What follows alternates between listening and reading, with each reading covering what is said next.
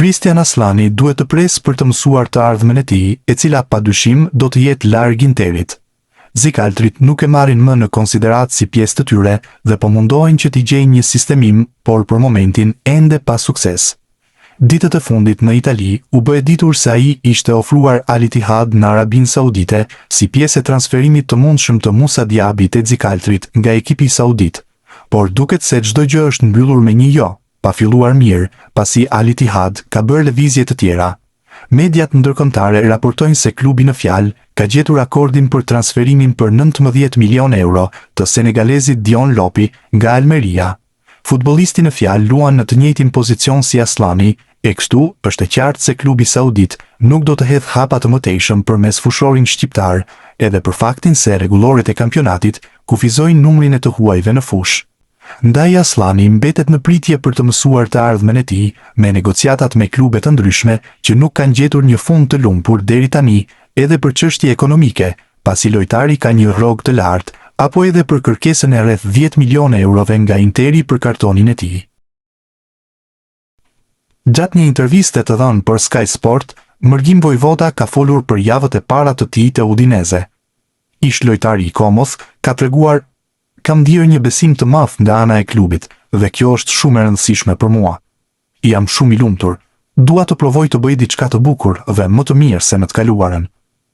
Runjaic: "Kemi biseduar. Ai është i kënaqur që më ka këtu." Vojvoda ka dhënë edhe një koment për Nicolo Zaniolon. "E dim që ka cilësi të mëdha, që mund ta ndihmoj skuadrën. Shpresoj që të kuptohemi mirë me njëri tjetrin." Skuadra e Hajduk Splitit ka humbur 2-1 ndaj Varaždin në ndeshjen e parë të sezonit të ri në elitën e futbollit kroat.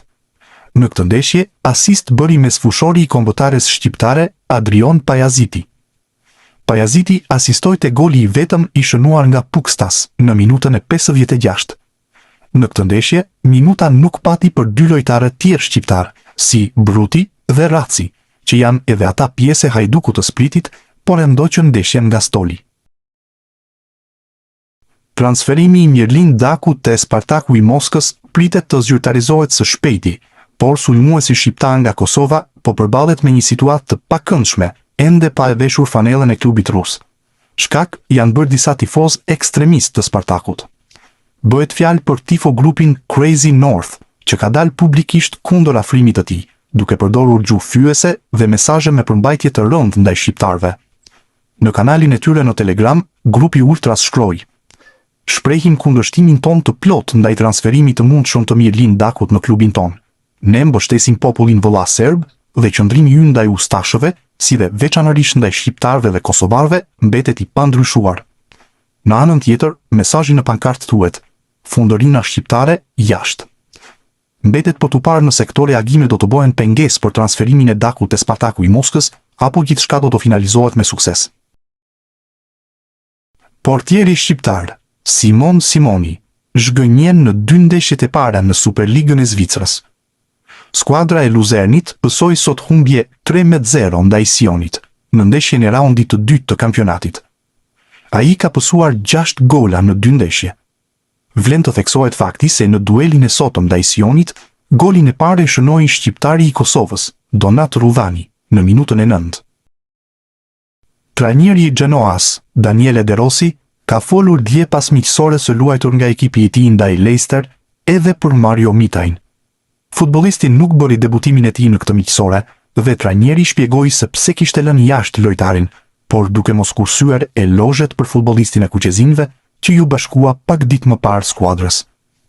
Ai ka cilësi të shkëlqyera, ofron shumë zgjedhje, e nxjerr ekipin mirë përpara me top dhe di si të shtyjë. Edhe fizikisht, pavarësisht se nuk është një dollap, ai ka shpejtësi, e mban, luan me cilësi dhe shkon përpara. Shumë i ngjashëm me Martin ose Angelino, këta mbrojtës të krahut që nuk janë gjigant, por din ku ta çojnë topin. Për sa i përket cilësisë dhe prekjes, ai do të na arrisë nivelin dhe kam ndjesinë se ai mund të luajë edhe në pozicionet e tjera në fushë. Tani le të shohim sa kohë kemi. Ai ndjehej mirë sot, por nuk doja ta rrezikoja. Ishim të lodhur ne nga udhtimi e lëre maj, të cilit i duhet i nënshtrohej vizitave mjekësore, fotove dhe firmave. E lash jashtë, por ai është në gjendje të mirë. Ai është pak prapa nesh në përgatitje, sepse ka bërë më shumë volum se sa intensitet. Por nga të dhënat që kemi parë, ai do të jetë mirë së shpejti. Ishin fjalët e De Rosit për mbrojtësin e kombëtares shqiptare. Juventusi ka zyrtarizuar gjatë fundjavës afrimin e 2 sulmuesve të rinj. Bardhezint blen më në fund Randal Kolomuanin dhe pastaj edhe Kerim Alajbegovic, duke shpenzuar për të 2 futbollistët shifra që mund të arrijnë deri në 90 milionë euro, në varësi të bonuseve. Por ndonse tani më në fund ka sulmuesit që kërkonte në dispozicion, trajneri Luciano Spalletti ka vendosur që të mos heqë dorë nga Armand Durnishi, sulmuesi i talentuar shqiptar, i cili prej 2 vitesh është pjesë e përfaqësueseve të moshave kuqezi, ka qenë që në startin e grumbullimit përgatitor, pjesë e lojtarëve në urdhrat e trajnerit. I afruar fillimisht për të bërë numër derisa të plotësohej skuadra, Durnishi ka luajtur rregullisht në miqësore deri tani, pasi Spalletti ka preferuar ta shohë në veprim. Dhe duket se trajneri është bindur nga aftësitë e tij, ndaj ka vendosur ta marrë me vete në turneun që Juventusi do të zhvillojë në Hong Kong dhe Australi. Emri i Durnishit ishte përfshirë në listën e skuadrës që është nisur drejt Hong Kongut, ku të mërkurën Juventusi do të përballet me Chelsea, para se të udhëtojë drejt Australisë, ku do të luajë miqësore me Interin dhe Palermon. Skuadra e Brøndbyt shënoi fitore minimale 1-0 ndaj Viborgjit në ndeshjen e vlefshme për javën e dytë në elitën e futbollit danez. Golin e fitores e shënoi futbollisti shqiptar Olti Hyseni. 19 vjeçari shënoi me kokë në minutën e 80, pak minuta pasi u fut në lojë. Kujtojmë që dje Hyseni u prezantua te skuadra daneze dhe sot shënoi menjëherë gol që ja siguroi 3 pikë skuadrës së tij të re. Ai u bashkua me skuadrën e re nga radhët e danezëve të Sonderjyskes. Sulmuesi Giacomo Vrioni duket se ka rilindur te skuadra austriake e Wolfsberger. 27 vjeçari e nisi kampionatin me dopjet, teksa gjeti i pari rrugën e rjetës në këtë sezon për skuadrën e tij. Futbollisti i kombëtares shqiptare shndroi në gol një 11 metrash në minutën e 18, duke i dhënë avantazh ekipit të Wolfsberger në përballjen ndaj Austrisë së Vjenës. Pjesa e parë u mbyll me rezultatin 1-0.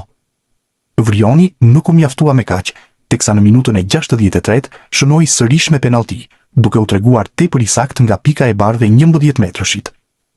Vlen të theksohet fakti se Vrioni arriti të shënonte një numër të konsiderueshëm golash edhe në testet miqësore, duke u shndruar në një bomber të vërtetë.